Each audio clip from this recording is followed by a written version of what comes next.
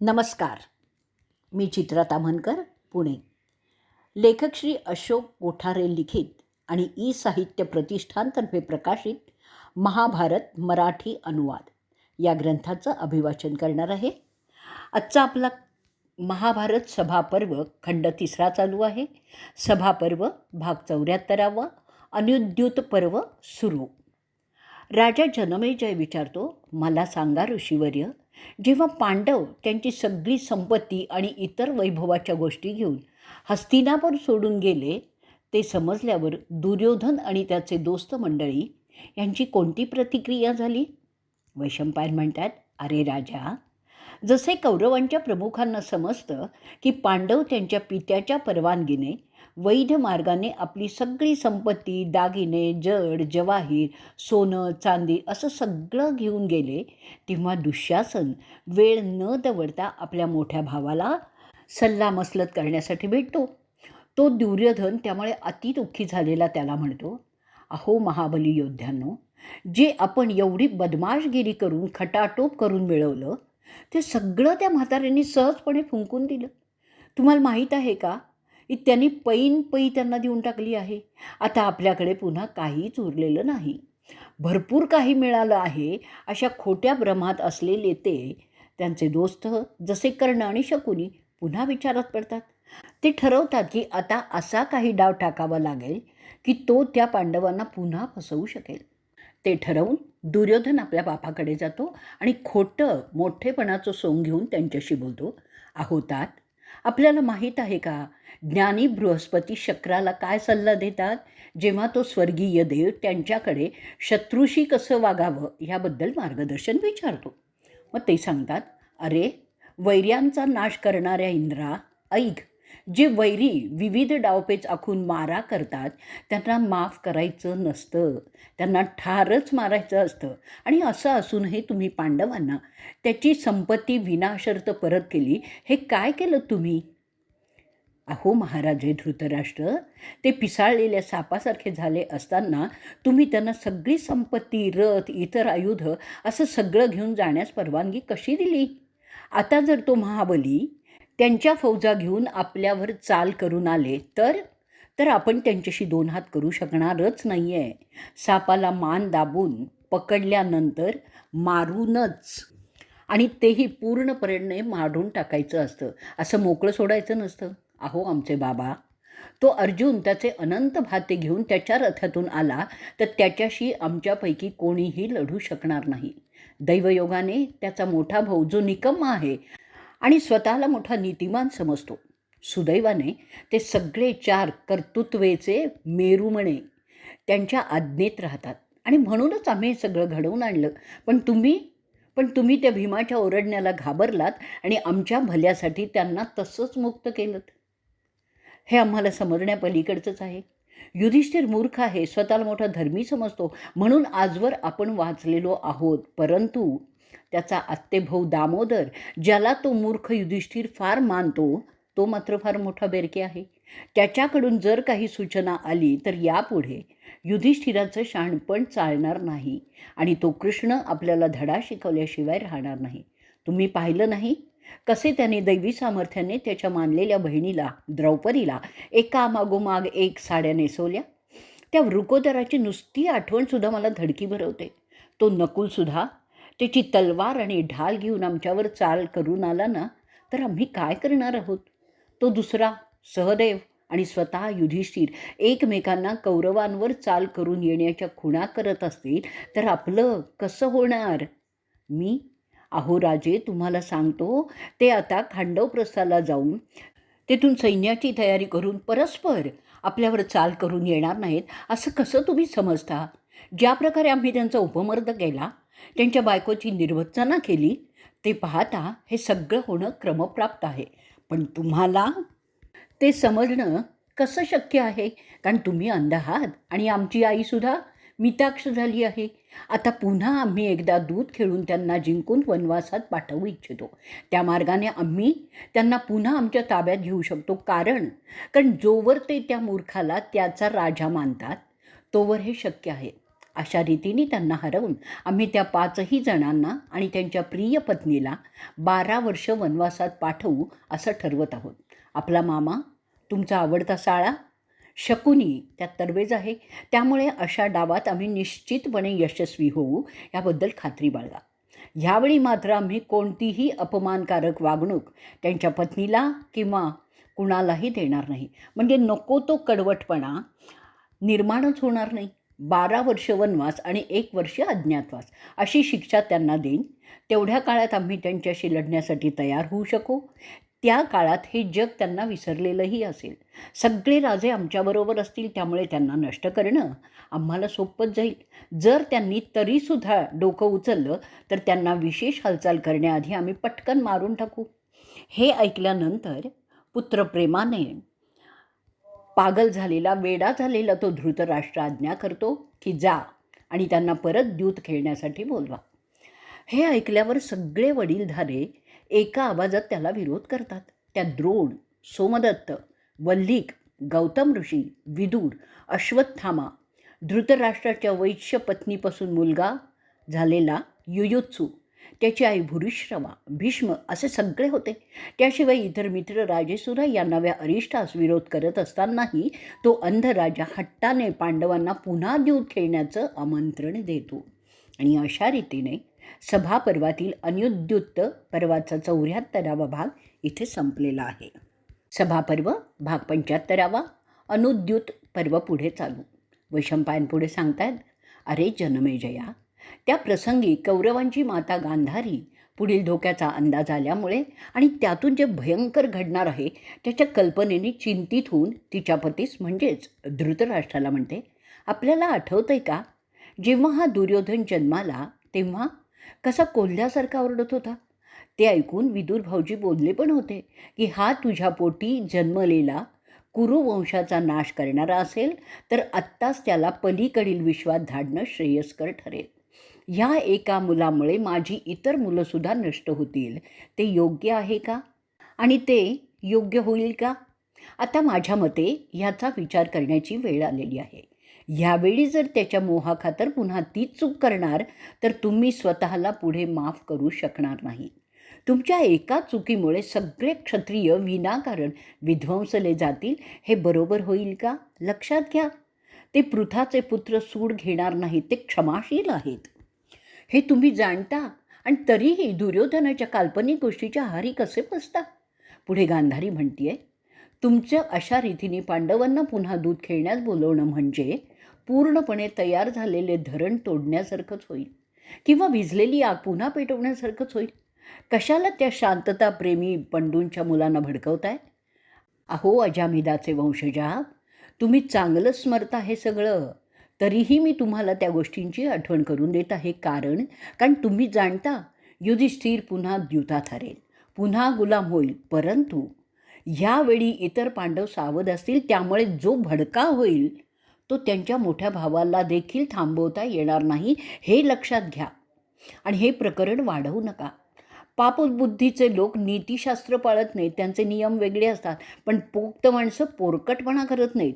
तुमच्या मुलांना तुमचं ऐकण्यास भाग पाडा. त्या उलट तुम्ही त्या दूरदृष्टीहीन दुर्योधनाचं ऐकताय, हे योग्य नाही. मुलांचं लाड करण्याची पद्धत नाही आहे.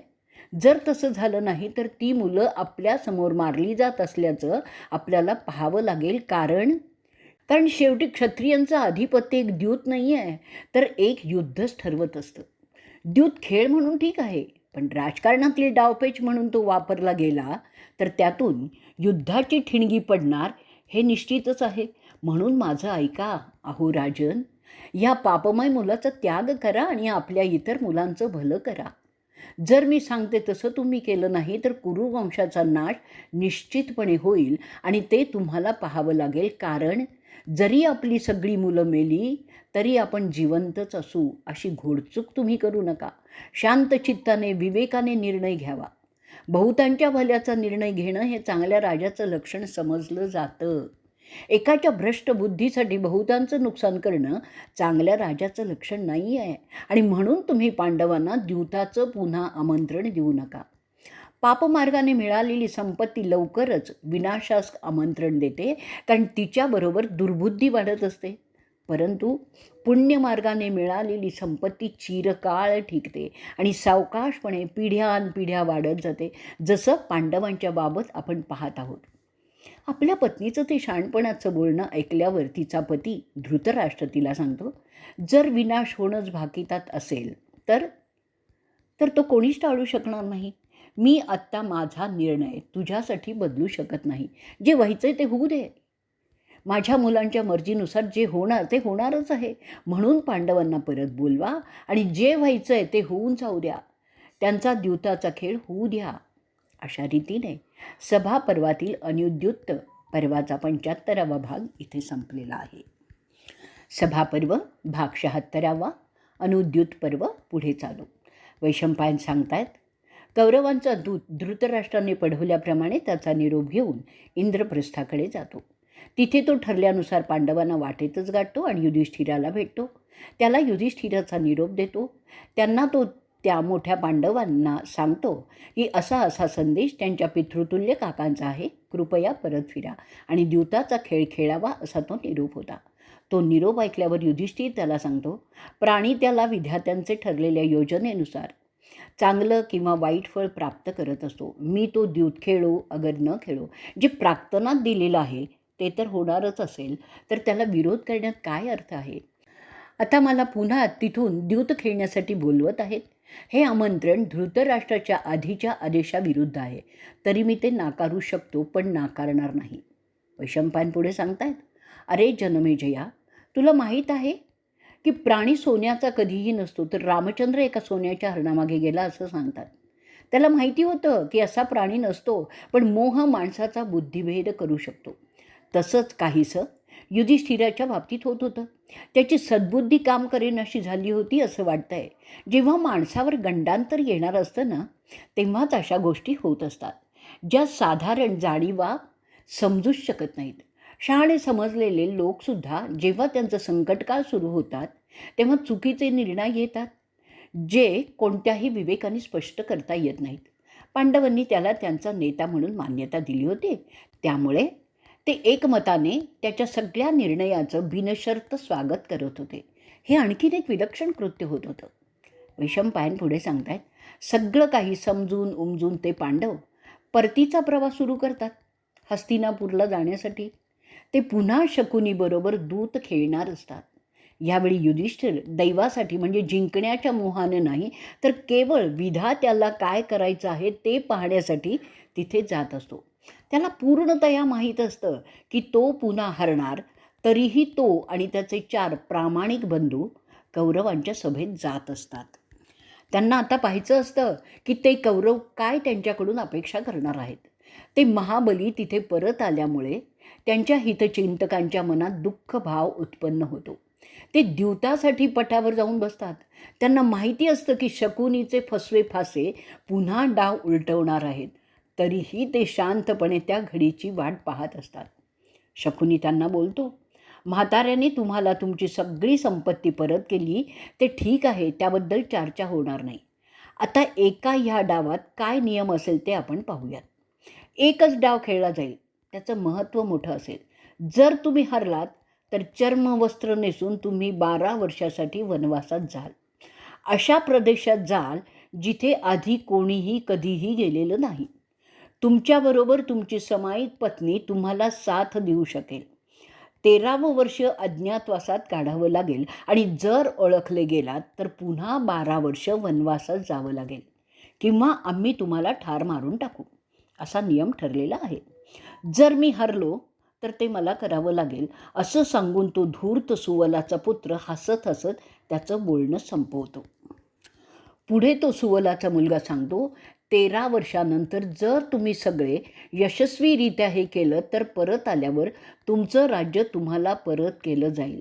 जर मी म्हणजे कौरव हरले तर त्यांनासुद्धा हा नियम लागू असेल. हे नियम मान्य करून तू खेळायला तयार हो. हे ऐकून सभेत बसलेले दुर्योधनाचे मित्र त्यांचे हात वर करून ओरडून सांगायला लागतात, अरे कोणी दुर्योधनाला शहाणं करा, हा खेळ इतका सहज संपणारा नाही आहे. त्याला आणि त्याच्या बापाला धृतराष्ट्राला काय ते करत आहेत याचं भान तरी आहे का? शकुनीवर एवढा विश्वास ठेवणं बरोबर नाही आहे. थोडक्यात कौरवांचे सगळं संपुष्टात येईल जर शकुनीने एक चूक केली. कोणावर एवढा विश्वास ठेवणं मृत्यूला बोलवण्यासारखंच आहे ना? वैशंपायन पुढे सांगतायत, राजा युधिष्ठिर ते ऐकून त्यातील संकटाची कल्पना असूनही तिथे पटावर खेळण्यासाठी बसतो. युधिष्ठिर म्हणतो, माझ्यासारख्या उच्च कुलीन राजा सर्व परिस्थितीची आणि परिणामांची कल्पना असूनही खेळण्यास आलेलो आहे. जे होईल ते पाहून घेऊ. शकुनी त्याला म्हणतो, आधी आपण जनावरं, घोड्या, शेळे, मेंढ्या पणाला लावत होतो, पण यावेळी आम्ही कौरव स्वतःला पणाला लावत आहोत. तुम्ही सुद्धा तसंच करावं. अरे जन्मेजया, ते महाबली पांडव तयार होतात आणि फासे टाकले जातात आणि अपेक्षेप्रमाणे युधिष्ठिर डाव हरतो. अशा रीतीने सभापर्वातील अनुद्युत पर्वाचा 76वा भाग संपलेला आहे. सभापर्व भाग 77वा, अनुद्युत पर्व पुढे चालू. वैशंपायन सांगतात, आधीच मनाची तयारी केली असं वाटावं अशा प्रकारे ते पांडव वनवासात जाण्याची तयारी करतात. ते हरल्यानंतर त्यांच्या राजाचे रेशमी वस्त्र काढून हरणाच्या कातड्याचं वस्त्र परिधान करून वनवासात जाण्याच्या तयारीत होतात. ते पाहून दुःशासन उद्गारतो, आजपासून आमच्या दुर्योधनाची अमर्याद सत्ता सर्वकडे सुरू झालेली आहे. ते पहा, द्यूत हरलेले पंडुपुत्र आपली राजाची वस्त्र टाकून संन्याशांचे कपडे घालून जात आहेत.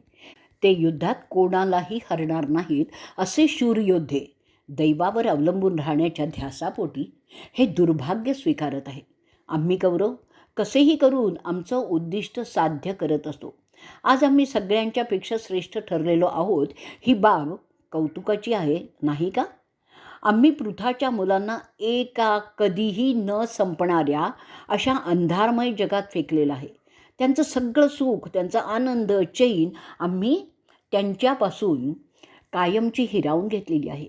त्यांचं सगळं वैभव आता आमचं झालेलं आहे. त्यांचे ते स्वर्गीय जगे, आरामदायी झोपण्याचे कक्ष, असं सगळं आम्ही एका डावाने त्यांच्याकडून काढून घेतलेलं आहे. धन्य तो आमचा मामा शकुनी, ज्याच्यामुळे आम्ही हे सगळं वैभव काहीही न घालवता, एकाचाही जीव न जाता काही क्षणात मिळवलेलं आहे. यावर माझा विश्वासच बसत नाही आहे. पांडवांचं शब्दाच्या वचनाच्या बंधनात राहण्याचं तत्त्व आम्हाला मोठं कमवून देत आहे. त्यांच्या वचनबद्ध राहण्यामुळे त्यांना एक परीने कमजोर केलेलं आहे असंच दिसतंय. पांडव नेहमी सांगत त्यांच्याबरोबरीचं कोणीही नाही हे शकुनी मामामुळे आता खोटं ठरलेलं आहे. आज हे आम्ही कौरव सांगू शकतो की त्याला हे कुंतीपुत्र आव्हान देऊ शकत नाही, कारण ते त्यांच्या शब्दात अडकलेले आहेत. अशी वचनबद्धता काय कामाची जी माणसाला कमजोर करते? अशा वाईट परिस्थितीत ते सोललेल्या तिळाच्या दाण्यासारखं झालेले आहेत. मला आश्चर्य वाटतं ह्याचं की अशी दैना झालेली असूनही ते पांडव तेजाने चमकत आहेत, जणू काही त्यांनी लढाई जिंकली आहे. त्यांना त्यांच्या हरण्याची किंवा वनवासात जाण्याची काहीही फिकीर पडलेली नाही आहे. हे कसं? ते यज्ञाला निघालेल्या ऋषींसारखे का दिसत आहेत?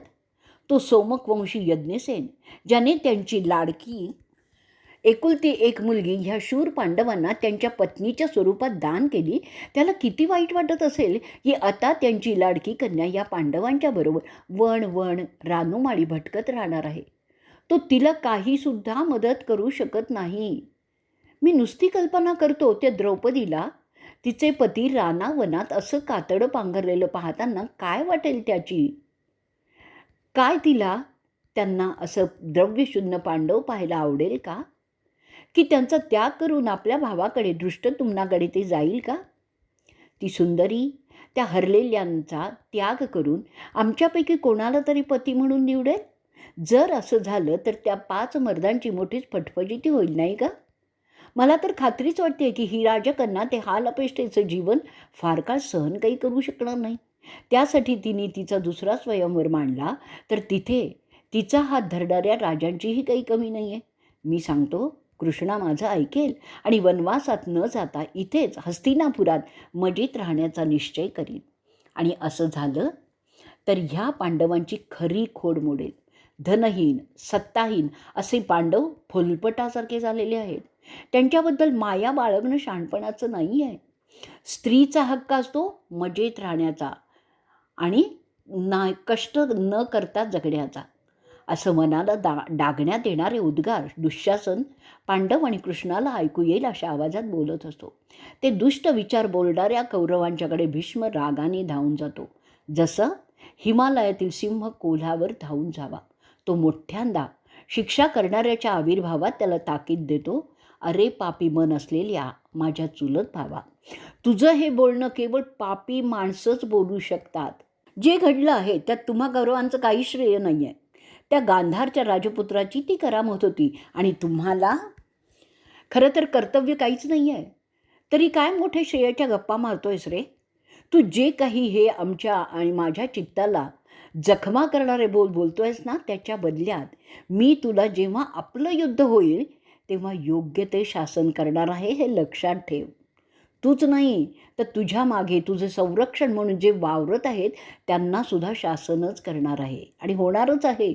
मी आता काहीही करणार नाही, कारण मी वचनबद्ध आहे. नाहीतर आत्ताच तुझा फडशा पाडला असता. तुझ्याबरोबर त्या सगळ्यांना यमाच्या घरी पाठवणार आहे, हे मात्र तू लक्षातच ठेव. ते वृकोदराचं बोलणं ऐकल्यावर तो निर्लज्ज कौरव आपल्या भावांच्या घराड्यात जाऊन भीमाला वेडावत नाचू लागला. तेवढ्यानेही त्याचं समाधान झालं नाही, म्हणून तो सगळ्या पांडवांना चिडवण्यासाठी मोठमोठ्यांदा ओरडायला लागतो. अरे तू बैलम, तू बैलम. भीम खूप चिडलेला त्याला ताकीद देतो, खबरदार जर अशी भाषा वापरलीस तर. पुढे भीम सगळ्यांच्या पुढे बोलतो, जे घडलं त्यात कौरवांचं कोणतं असं कर्तृत्व आहे की ते असे वागतायत? परंतु संतापलेला वृकोदर पुन्हा एकदा धमकी देतो की त्या दुःशासनाचं रक्त त्याची छाती फोडून मी पिणार आहे. पुढे तो महाबली ओरडूनही सांगतो की धृतराष्ट्रांच्या मुलाचे बळी घेऊनच माझा हा संताप संपेल. तोवर हा संताप मला माझ्या आव्हानाची आठवणच करत राहील. तेवढ्यानेही समाधान न झाल्यामुळे तो बलशाली भीम दुःशासनाला त्याचं बकोटं पकडून उचलतो आणि दूर भुरकावूनही देतो. त्यानंतर तो महायोद्धा शकुनीकडे त्याचा मोर्चा वळवतो. ते पाहून दुर्योधन समजतो की पांडवांनी त्यांच्या मोठ्या भावाला शब्दबंधाचे जे वचन दिलेलं आहे तेच आपल्याला संरक्षण देत आहे, हे आपण गृहीत धरलेलं आहे. ते जर भीम आणि त्यानंतर इतर 3 पांडव झुगारून देणार असतील तर आत्ताच आपला फडशा पडेल. म्हणून तो त्याच्या धूर्त धोरणाप्रमाणे युधिष्ठिराला सांगतो की त्याने भीमाला आवरावं. युधिष्ठिर मात्र त्यावेळी भीमाला आवरण्याचं नाकारतो. तो सांगतो, ज्या अर्थी आम्ही संन्यासी झालेलो आहोत, मी माझ्या भावांवर कोणतंही बंधन लादू शकत नाही. आता प्रत्येक माझा भाऊ त्याला हवं तसं करू शकतो. जर तुम्हाला तुमची काळजी वाटत असेल तर असे परिस्थिती बिघडवणारं भाषण करणं बंद करावं. जर त्यांना तसं करावं असं वाटेल तर त्याची जबाबदारी त्यांना चिडवणाऱ्यांचीच असेल. वैशंपायन पुढे सांगतायत, त्यानंतर पांडव त्या सभागृहातून बाहेर पडले. ते दूर जात आहेत हे पाहून विकृत मनोवृत्ती असलेला दुर्योधन त्यांना त्याच्या पाठीमागे वेडावत होता. त्याची कल्पना असलेला पांडव मागे वळून सभागृहाच्या प्रवेशद्वारात उभं राहून त्याच्याकडे पाहत बोलतो, तुम्ही जिंकलात असं समजू नका, कारण आम्ही परत येणार आहोत. त्यावेळी तुम्हाला पाहून घेऊ. मी परत आल्यावर तुझा आणि तुझ्या दोस्तांचा बळी निश्चितपणे घेईन. तेच माझं तुझ्या या वागण्यातलं उत्तर असेल. आणि नंतर थोडं स्वतःला सांभाळून तो स्वतःशीच वचन बोलतो की मी दुर्योधनाचा बळी घेणार, धनंजय कर्णाचा बळी घेणार, सहदेव शकुनीचा बळी घेणार. असं बोलून तो म्हणतो, विधाता माझी इच्छा पूर्ण करो. त्यानंतर तो पंडुपुत्र पुन्हा एकदा गर्जना करतो, जेव्हा युद्ध होईल तेव्हा मी दुर्योधनाला खाली पाडून त्याच्या छातीवर माझे पाय रोवून माझ्या गदेने त्याला ठार मारणार. तसंच फालतू बडबड करणाऱ्या दुःशासनाची छाती फोडून त्याचं रक्त रणभूमीवरच पिणार आहे. सभागृहातील सगळे राजे ते ऐकतात आणि त्यानंतर अर्जुन बोलतो, अरे भीमा, खऱ्या श्रेष्ठ लोकांच्या केवळ वल्गना असून चालत नाही. म्हणून अहो राजांनो, आजपासून 14व्या वर्षी पहा काय होत आहे ते. जमिनीकडे बोट करून तो संतापलेला वृकोदर गर्जना करतो की ही भूमी या दुर्योधनाचं रक्त पिणार आहे, हे आत्ताच सांगतो. आता फक्त तुमच्याकडे 14 वर्ष आहेत. त्यात जी काही मजा करायची ती करून घ्या.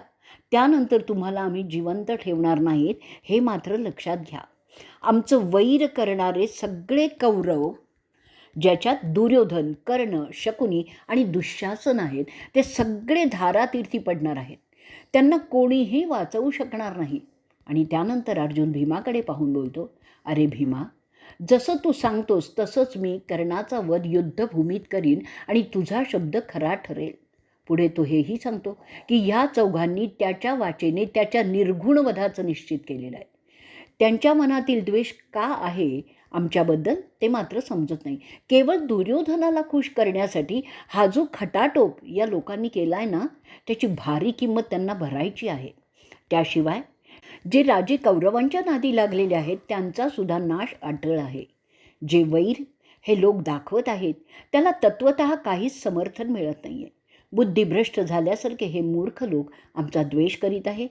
कदाचित या सगळ्यांना यमाकडे पाठवण्याची जबाबदारी आमची विधात्याने केली असेल तर ते काम आम्ही पूर्णपणेच करू. आमची ही प्रतिज्ञा दगडावरील रेष आहे. एक वेळ सूर्य पश्चिमेला उगवेल, हिमालय हलेल, पण आमची प्रतिज्ञा कधीच आम्ही मोडणार नाही. अर्जुन बोलत असतो. हे होऊ नये असं जर कौरवांना वाटत असेल तर 14व्या वर्षी जेव्हा आम्ही परत येऊ तेव्हा ते आमचं राज्य आम्हाला परत आल्यावर देतील, नाहीतर हा तुमचा नाश होणं अटळच आहे. वैशंपायन पुढे सांगतायत, अर्जुनाचं बोलणं झाल्यावर सहदेव, तो माद्रीचा अतिशय देखणा मुलगा, म्हणतो, मी शकुनीचा वध करणार जसं माझ्या वडील भावाने ठरवलेलं आहे. ते बोलताना त्याचे हात तलवारीच्या हालचालीसारखेच हलवतो. त्याचे डोळे लाल झालेले होते संतापानेच. तो उद्गारतो, अरे गांधारच्या राजपुत्रा, तू आत्ता संपला आहेस.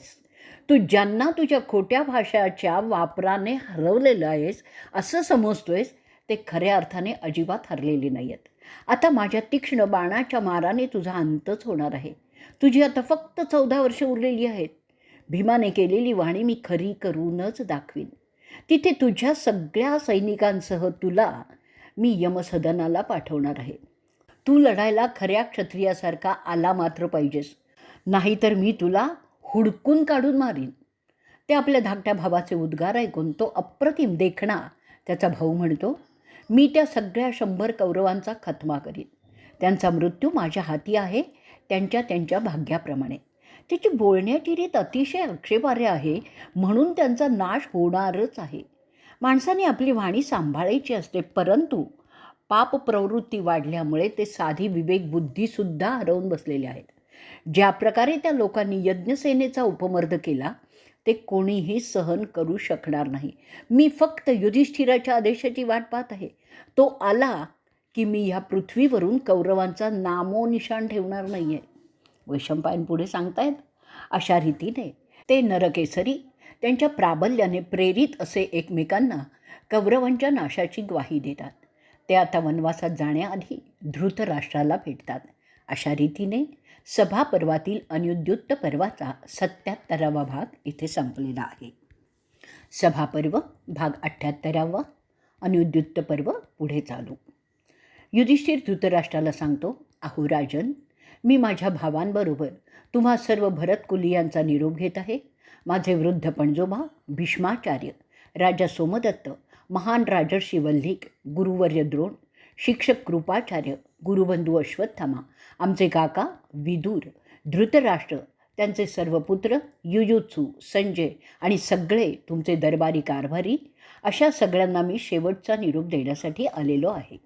वैशंपायन सांगतायत, ते सगळे पांडवांचे आप्त शर्मेने लज्जित झालेले खाली मान घालून बसलेले होते.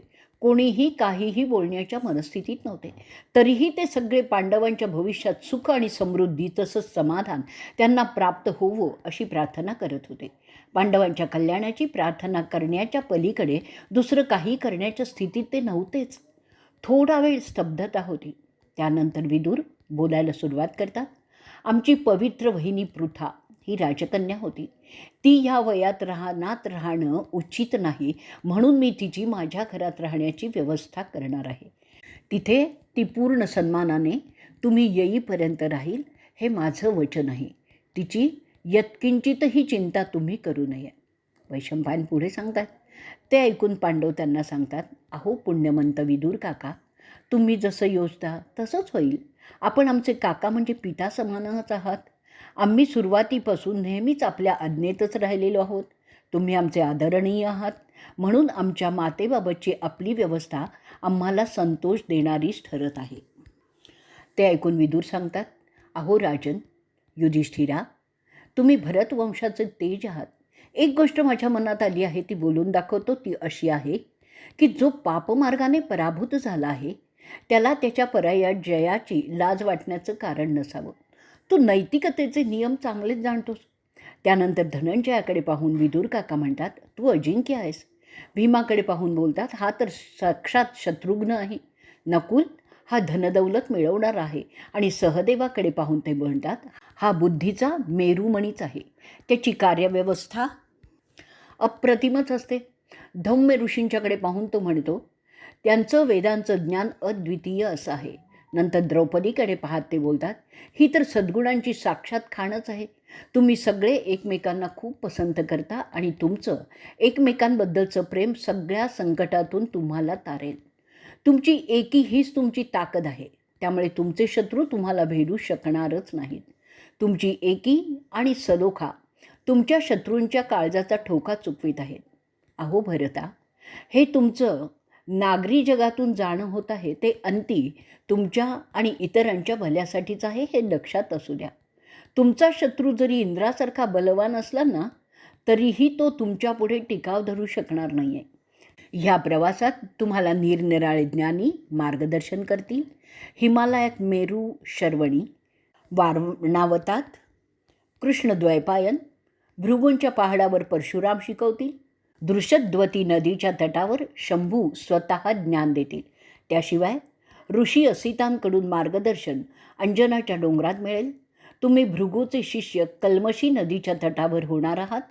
ह्यापुढे नारद आणि धौम्य ऋषी तुमचे मार्गदर्शक राहणार आहेत. अशा संधी कोणालाही मिळत नाहीत. त्यांचा पुरेपूर फायदा करून घ्या. ज्या अनागरी जगात तुम्ही जात आहात तिथे तुमच्या हुशारीला भरपूर वाव मिळेल, त्याचा फायदा करून घ्या. अशा प्रकारे तुम्ही तयार झाल्यानंतर तुम्ही प्राचीन काळी झालेल्या इलाच्या मुलांपेक्षा म्हणजे पौरवांपेक्षाही जास्त सक्षम व्हाल. अशी तुमची तयारी झालेली असल्यामुळे पुढील काळात जे वाढून ठेवलेलं आहे त्यात तुम्ही उत्तम प्रकारे यशस्वी व्हाल. तुमचा क्रोध संयमित होईल जसा यमाचा आहे. तुम्ही कुबेरासारखे दानी व्हाल. वरुण देवासारखे तुमचं तुमच्या वासनांवर पूर्ण नियंत्रण असेल. चंद्राकडून संतोष मिळवाल. पाण्याकडून संयम शिकाल. पृथ्वीकडून सहनशीलता शिकाल. तेज सूर्याकडून, उत्साह वाऱ्याकडून आणि समृद्धी इतर भूतांच्याकडून शिकणार आहात.